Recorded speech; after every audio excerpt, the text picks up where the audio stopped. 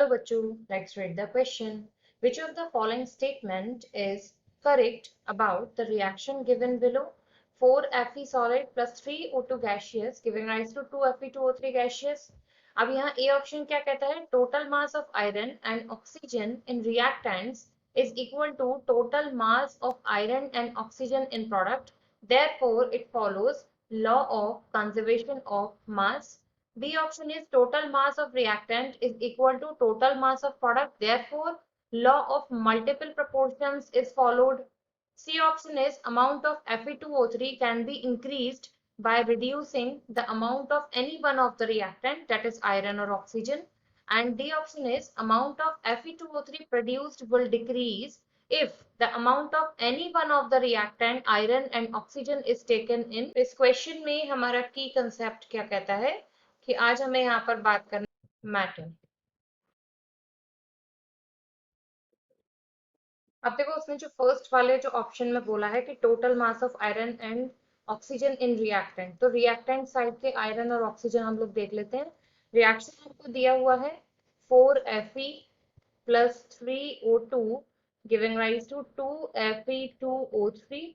अब यहाँ से 4Fe का मतलब 4 इंटू आयरन का मास होता है 55.85 और प्लस 3 इंटू एक ऑक्सीजन का होता है एटॉमिक मास 16, दो का हो जाएगा 32, तो 3 इंटू 32, तो यहाँ से जब आप सम करोगे ये आ जाएगा आपका 319.4 ग्राम।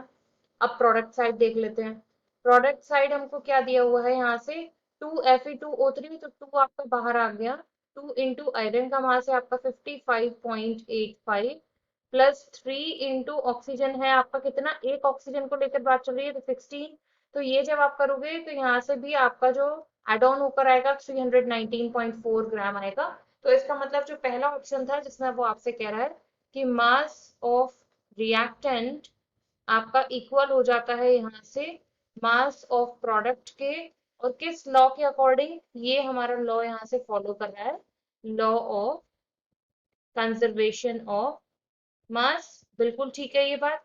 इसके बाद देखो सेकंड में वो हमसे क्या कह रहा है, बी पार्ट में उसने यही चीज सेम बोली है कि आपका मास ऑफ रिएक्टेंट इक्वल हो जाता है मास ऑफ प्रोडक्ट के, लेकिन लॉ इस बार वो हमसे कह रहा है कि यहाँ अप्लाई होगा लॉ ऑफ मल्टीपल प्रोपोर्शन। तो बात करते हैं कि ये लॉ क्या होता है।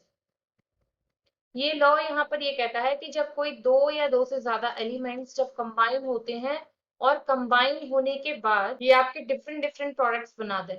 फॉर एग्जाम्पल यहाँ से C प्लस O ने मिलकर बनाया CO, और आपका यहीं से C प्लस 2 एलिमेंट्स आपके 2 एटम्स यहाँ ऑक्सीजन के कंबाइन करें और मिलकर बना दें CO2।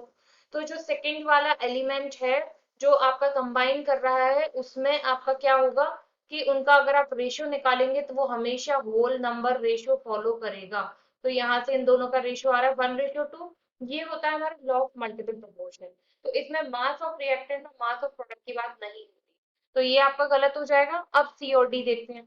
सी में वो हमसे कह रहा है कि आयरन ऑक्साइड जो यहाँ प्रोड्यूस हो रहा है, अगर रिएक्टेंट में से कुछ एक यहाँ पर अमाउंट कम कर दिया जाए तो क्या Fe2O3 पर फर्क पड़ेगा, डिक्रीज होगा उसका अमाउंट।